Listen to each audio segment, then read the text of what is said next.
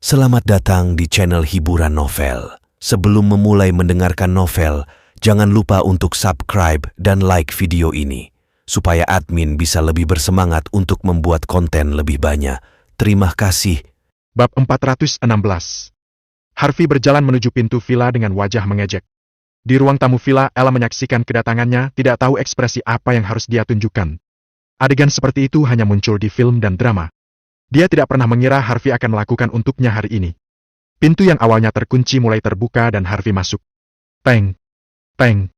Tongkat bisbol di tangan Johnson dengan ringan menyentuh lantai. Dia lalu mengangkatnya dan menunjuk ke arah Harvey. "Aku sudah di sini. Lepaskan dia!" Harvey berkata datar. "Siapa bilang aku harus melepaskannya begitu kau di sini? Harvey, kau tidak tahu situasinya? Keputusan akhir ada padaku." Johnson menatap Harvey dengan wajah dingin. Dia bisa mengerti mengapa orang di depannya ini layak mendapatkan perhatian Quinton York. Dia sudah tahu malam ini bahwa Harvey hanyalah menantu dari keluarga kelas 2 di Newham. Bagaimana orang seperti itu menarik perhatian Yorks? "Lalu apa yang kau inginkan?" Harvey bertanya-tanya. Akan mudah baginya untuk menghajar Johnson jika dia sendirian. Namun Al juga ada di sana. Dia takut akan menyakiti gadis lugu ini jika dia meleset. "Apa yang kuinginkan? Kau harus bertanya pada dirimu sendiri. Dengan siapa kau bermasalah?" Johnson meludah tampak menghina. "Kau hanyalah menantu dari keluarga kelas 2 di daerah. Membuatku berurusan denganmu, aku hanya bisa bilang bahwa kau adalah orang yang sangat congkak. Sekarang berlututlah dan patuhi aku. Dengan begitu mungkin akan kulepaskan wanita ini." Harvey tersenyum tipis dan berkata, "Ikuti? Kemana? Kemana?" "Tentu saja, Bakut." Johnson tampak mengerikan. "Berhenti omong kosong. Ikut denganku. Mobilnya ada di luar." Johnson sangat bersemangat saat ini. Tugas yang tampaknya sangat sulit itu akan diselesaikan. Dia tidak tahan lagi untuk mengaku bahwa dia memang berbakat. "Bakut." Harvey mengerti. Dia menghela nafas. "Johnson, izinkan aku mengajukan pertanyaan. Jika aku menebaknya dengan benar, seharusnya Yorks yang memintamu untuk berurusan denganku, aku benar. Dan yang disebut keluarga medismu, keluarga Carlson hanyalah anjing yang dibesarkan oleh Yorks beberapa tahun terakhir. Biar ku tebak, membawaku kembali ke Bakut adalah tujuan sebenarnya dari perjalananmu ke Newham, kan? Termasuk seminar kedokteran itu. Bukan kebetulan bahwa kau dan Ella bertemu denganku. Awalnya, kau berencana untuk mengundang semua tamu yang hadir di seminar untuk pergi ke Bakut untuk berpartisipasi dalam acara tersebut atas nama penerbitan proyek penelitian medis dan kau ingin menipuku agar pergi ke Bakut juga, kan? Bagaimana? Bagaimana kau bisa tahu?" Johnson berkata dengan kaget. Inilah awal rencananya. Dia adalah seorang pria sejati. Dia tidak ingin menggunakan cara kekerasan apapun selama dia bisa membuat Harvey pergi ke Bakut. Kejadian ini sekarang benar-benar pilihan terakhirnya. Mengenai fakta bahwa keluarga Carlson adalah peliharaan Yorks, hanya sedikit orang di Bakut yang mengetahuinya. Bagaimana bisa menantu yang lemah ini tahu? "Apa Yorks memberitahumu bahwa kau harus membawaku ke Bakut berapapun biayanya?" Harvey berkata lagi. "Bagaimana kau bisa tahu?" Johnson benar-benar tercengang. Harvey mengatakannya seolah-olah dia ada di tempat kejadian hari itu. "Pernahkah kau berpikir tentang mengapa Yorks sangat berhati-hati dalam berurusan dengan orang sepertiku?" Harvey tersenyum. "Kau lupa nama belakangku. Nama belakangmu York." Johnson awalnya tidak terlalu memikirkan nama Harvey. Namun pada saat ini dia tiba-tiba memikirkan sesuatu yang tidak mungkin. Tubuhnya mulai menggigil tak terkendali. "Mustahil, mustahil. Bagaimana mungkin? Aku telah melihat 4 Yorks yang legendaris. Kau, itu tidak mungkin." Bab 417 dan ke-418. "Tentu saja tidak." Harvey York tertawa. "Tetapi orang-orang di belakangmu membiarkan sampah sepertimu datang untuk mengujiku. Bukankah itu meremehkanku? Apa kau tahu siapa yang ada di belakangku?" Johnson tersentak. "Di antara 4 Yorks yang legendaris, yang paling keras kepala adalah Quinton. Dia juga orang yang paling membuatku takut. Jika aku menebaknya dengan benar, dialah yang mengirimmu ke sini." Harvey berkata perlahan. Tangan kanan Johnson gemetar kencang. Siapa orang di depannya ini? Mengapa dia bisa menebak semuanya dengan benar? Selain itu, dia bisa merasakan pertahanan yang besar pada Harvey. Bahkan Quinton tidak pernah memiliki kekuatan pertahanan seperti ini. Dia sepertinya telah memprovokasi seseorang yang seharusnya tidak diusik. Seseorang yang bahkan Quinton York hanya berani mengusik dari jauh, tapi tidak langsung menghadapinya. Keringat dingin langsung membasahi punggungnya. Johnson bahkan punya intuisi saat ini. Jika dia macam-macam pada Quinton, keluarga Carlson akan bangkrut. Jika dia mengusik orang ini di depannya, nasib keluarga Carlson mungkin tak terbayangkan. "Aku tahu identitasmu tidak sesederhana itu dan kau bahkan mungkin terkait erat dengan Yorks." "Sayang sekali." Johnson menarik napas dalam-dalam. "Di sini tidak ada jalan kembali untukku. Tidak peduli siapa dirimu, aku harus membawamu kembali ke Bakut. Untuk keluarga Carlsons." Johnson mengayun tongkat bisbol ke arah dahi Harvey setelah menyelesaikan kata-katanya. Beu kakak? Johnson dipukul hingga mental dan dibanting ke sudut ruang tamu. Dia gemetar dan tidak bisa bangun. Dia sudah putus asa saat ini. Apalagi yang bisa dia lakukan di depan Harvey? Harvey melangkah maju dan menendang tongkat baseball Johnson. Dia kemudian menatapnya. Johnson, bagi orang di luar sana, kau adalah pewaris keluarga Carlsons. Bagiku, kau bukan apa-apa. Orang di belakangmu hanya ingin memaksaku kembali ke Bakut. Katakan padanya, aku pasti akan kembali ke Bakut suatu hari nanti. Aku akan mendapatkan kembali milikku yang hilang dengan tanganku sendiri. Harvey berbalik dan pergi setelah dia menyelesaikan kata-katanya. Dia tidak tertarik berurusan dengan orang seperti Johnson. Ala memeluk pinggang Harvey saat mengendarai Ave. Ekspresinya sulit ditebak. Dia tahu bahwa Harvey punya istri dan dia seharusnya tidak dekat dengannya lagi. Namun, pria misterius dan kuat ini tampak sungguh hebat. Dia adalah kotak Pandora, membuat orang takut untuk mendekatinya sembarangan, tetapi di saat yang sama juga membuat orang mau tidak mau ingin mendekatinya. Untuk menjelajahi rahasia dan mengetahui semua tentang dirinya. Harvey tidak banyak berpikir. Dia mengendarai Al dan tersenyum getir. Ella, maafkan aku telah menyeretmu sampai sini. Sebagai gantinya, aku akan meluangkan waktu untuk mentraktir makan. Iya? Baik. Al tanpa sadar menjawab. Wajahnya memerah dan dia berkata, Sudahlah. Jika kakak ipar mengetahuinya, kau akan bertengkar dengannya nanti. Al tahu bahwa Mandy telah mengekang Harvey selama beberapa hari karena dia. Dia merasa bersalah karena ini semenjak itu. Dan tidak berani menanyakannya sekarang. Kau bilang kakak ipar? Harvey sedikit mengerutkan kening. Dia tidak terlalu memikirkan kepulangan Simon yang tiba-tiba dari kota. Namun, ketika dia menghubungkan semua hal yang terjadi padanya, mulai dari Tia Yok hingga Johnson, dan bahkan kemunculan Simon yang tiba-tiba.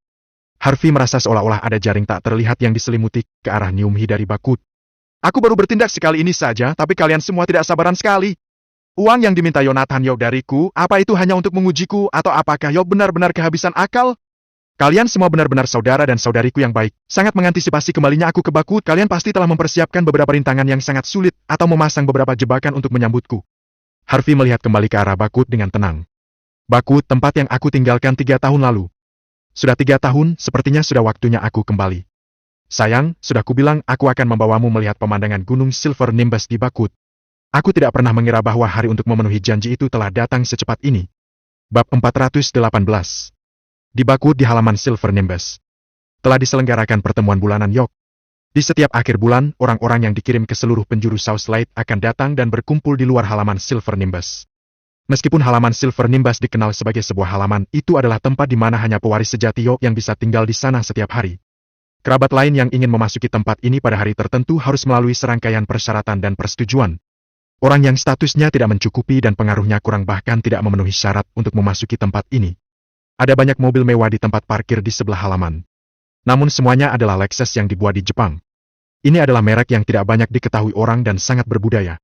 Mereka awalnya tidak cocok untuk membuat mobil keluarga papan atas seperti York.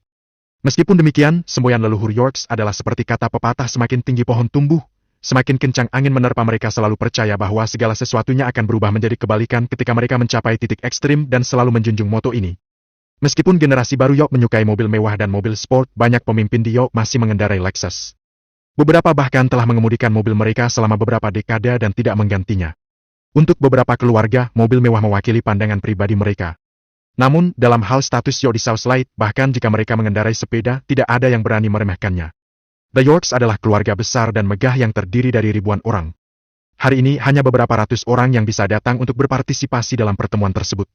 Ratusan orang berkumpul di aula sementara di luar halaman. Tak satu pun dari mereka yang mengeluh. Jika ada reporter keuangan yang hadir saat ini, mereka akan terkejut. Ini karena orang-orang di sini berasal dari semua jenis industri besar di South Light. Ada beberapa tokoh terkemuka di antara mereka, dan banyak dari mereka bukan orang York, tapi tetap saja mereka datang ke sini. Rupanya, orang-orang itu adalah keturunan dari mantan pelayan dan pengikut Yorks. Meskipun 100 tahun telah berlalu sejak era feodal, orang-orang itu masih terikat dengan York dan kesetiaan mereka tidak berubah sama sekali. Suasana tenang berlangsung sekitar 1 jam. Kemudian, seorang pria berjas hitam masuk dari pintu bersama tim penjaga keamanan. Dia melihat sekeliling dengan tatapan tajam. Kemudian berkata dengan pelan. Semua orang bisa memasuki aula samping kecuali keluarga Carlsons. Suasana intens di kerumunan langsung sedikit santai setelah mereka mendengar ucapan pria itu. Orang-orang yang awalnya tanpa ekspresi menghela nafasnya pelan. Semua mata tertuju pada ketua Carlson menatap kasihan. Melayani tuan muda kedua adalah kesempatan dan berkah, tetapi itu juga berisiko. Karena begitu kau gagal, harga yang harus kau bayar akan melampaui dugaan. Keluarga Carlson. Keluarga Carlson mungkin akan menghilang dari South Light mulai hari ini. Mata ketua Carlson redup. Dia melihat kerumunan yang pergi. Dia tiba-tiba berlutut di tanah sambil menangis dan berkata dengan sedih. Manajer, kami keluarga Carlson bekerja untuk tuan muda kedua. Kami sudah habis-habisan. Sayangnya, orang itu di luar dugaan. Bagaimanapun, kami keluarga Carlson hanyalah keluarga medis dan tidak memiliki terlalu banyak taktik manjur. Aku tidak menggunakan ini sebagai alasan untuk gagal dalam misi dan mengkhianati kepercayaan tuan muda kedua. Aku datang ke sini hari ini bukan untuk omong kosong, tetapi untuk mengaku bersalah. Aku hanya berharap tuan muda kedua akan mengasihaniku karena aku memiliki keluarga dengan 13 anggota. Tolong beri kami jalan keluar karena kami keluarga Carlson telah mencoba yang terbaik untuk melayani Yorks. Ketua Carlson yang tinggi dan perkasa di luar sudah berlutut di tanah saat ini dan terus-menerus memohon. Pria berjas itu, manajer York perlahan berbalik. Dia kemudian menatap ketua Carlson beberapa saat dan berkata, "Kapan tuan muda kedua bilang untuk mengambil nyawa keluargamu?" Bab 419 dan ke-420.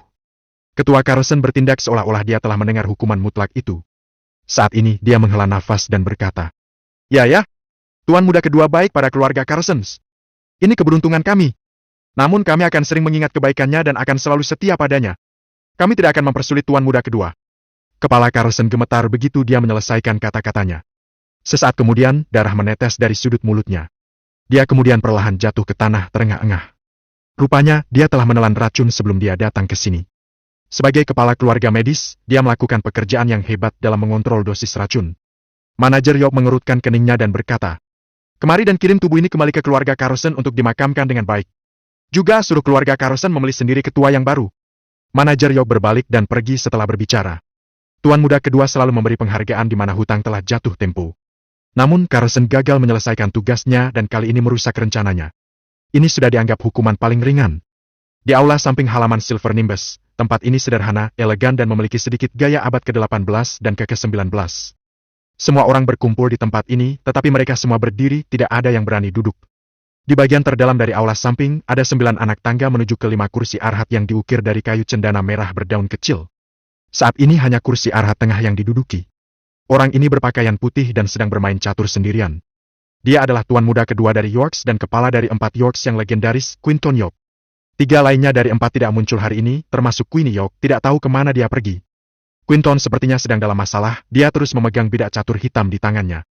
Dia kemudian menjatuhkan bidak catur hitam itu ke lantai dengan suara yang tajam setelah sekian lama. Jelas ada sekitar ratusan orang yang berkumpul di sini, tetapi tidak ada yang berani mengucapkan sepatah kata pun.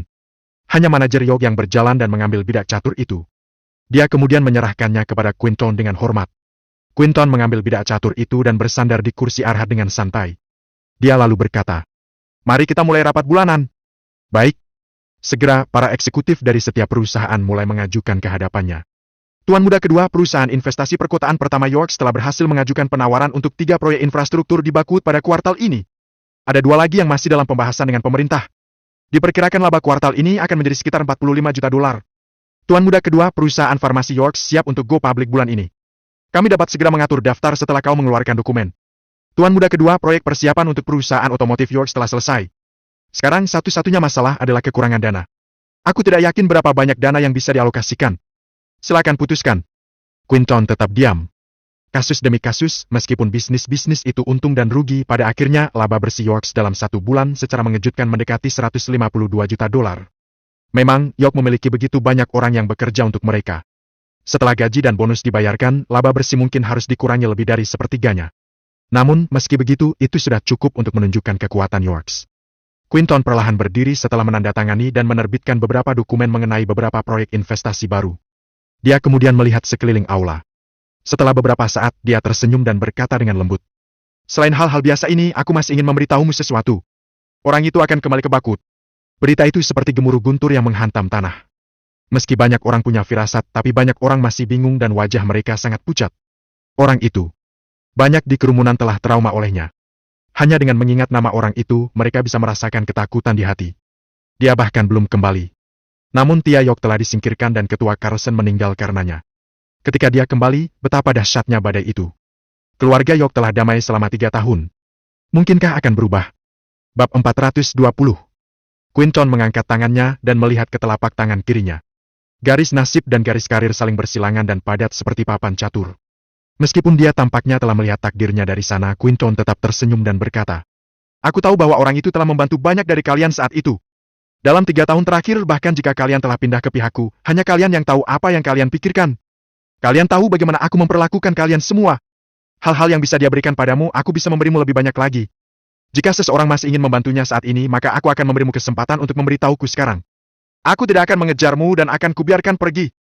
Tolong pikirkan baik-baik. Setiap orang telah berperan mengusirnya 3 tahun lalu." Kalimat terakhir menghantam mereka seperti guntur. Mereka yang awalnya ragu-ragu akhirnya mengambil keputusan saat ini. Seseorang tanpa sadar berlutut di tanah dan menjilat. "Kami akan melayanimu dengan setia, Tuan Muda Kedua. Kami selalu ada dan kami akan selalu melakukannya. Kami dengan sungguh-sungguh bersumpah setia kepadamu." Para pengusaha bisnis yang biasanya berkuasa itu kini seperti pejabat feodal di masyarakat lama. Mereka memperlakukan Quinton York seolah-olah seorang raja. Quinton tersenyum, tapi matanya kosong. Dia melihat ke arah Nium Hee dan bergumam, "Apakah kau masih ingin mendapatkan kembali semua ini? Sayang sekali, kau tidak pantas." Queenie York sedang melihat bunga di kolam teratai tidak jauh dari aula samping. Makanan ikan jatuh di sela-sela jari yang seperti bawang hijau membuat ikan mas merah dan ikan mas hijau di kolam terus-menerus mengejar makanan tersebut. "Umpannya sudah siap. Aku ingin tahu berapa banyak orang yang akan mengambil umpan itu." 3 hari kemudian, di Villa Zimmer. Hari ini adalah hari yang baik karena keluarga Zimmer telah menemukan seseorang yang tertarik untuk membeli aset mereka. Mereka sedang berkumpul atas panggilan kakek Zimmer. Semua orang mendiskusikan perkembangan selanjutnya dari keluarga Zimmer. "Kakek, kupikir kita harus menjual tanah mall. Meskipun kita hanya menghabiskan kurang dari 30 juta dolar untuk tanah itu saat kita memilikinya, nilai pasarnya sekarang telah meningkat menjadi hampir 60 juta dolar. Jika bukan karena kita begitu putus asa untuk berpindah tangan bisnis sekarang, tempat ini akan menjadi properti penting keluarga Zimmer di masa depan. Tapi tidak ada cara lain. Kami sangat membutuhkan uang tunai dalam jumlah besar. Jadi, menurutku cara terbaik saat ini adalah menjual tanah ini dengan cepat atau sebagai merek dagang untuk aset lain." Zack melirik Mandy setengah senyum di wajahnya setelah mengoceh. Tanah ini adalah dasar dari Mandy yang menetap di keluarga Zimmer. Bisa dikatakan bahwa status Mandy di keluarga Zimmer telah meningkat belakangan ini berkat tanah ini. Status Mandy dalam keluarga Zimmer akan dapat dihabiskan jika sebidang tanah ini dijual. Lalu kolaborasi dengan York Enterprise. Sekarang seluruh keluarga Zimmer akan pindah ke Bakut. Siapa yang peduli dengan York Enterprise? "Kakek, menurutku ini juga sepadan. Bahkan jika kita menjual aset lain, harganya tidak akan terlalu tinggi. Tapi tanah ini akan menjadi pusat belanja Nium Hee nanti. Sekarang banyak keluarga kelas 1 di Nium Hee tertarik untuk membeli tanah ini. Kita bisa mengadakan lelang dan orang yang menyebutkan harga tertinggi akan memenangkan tanah ini." Ucap Quinn langsung berbicara. Dia adalah wanita yang akan menikah dengan keluarga Silva. Derajatnya di keluarga Zimmer sekarang berbeda dari masa lalu. Apapun yang dia katakan, kakek Zimmer juga harus memikirkannya. Bagaimanapun, keluarga Zimmer mungkin bergantung padanya suatu hari. Hanya Mandy yang sedikit mengernyit dan berkata, "Kakek, mengapa kita harus menjual asetnya? Kita dapat mempertimbangkan untuk menggunakan seluruh proyek pusat belanja sebagai hipotek untuk pinjaman. Dalam hal ini, mungkin kita bisa meminjam hingga 150 juta dolar. Hei, apa kau pikir kau pemilik ban? Kau pikir mudah mengajukan pinjaman? Kau pikir kau siapa? Serius bilang begitu?" Quinn meremehkan. Terima kasih telah mendengarkan cerita novel. Sampai ketemu kembali di video berikutnya.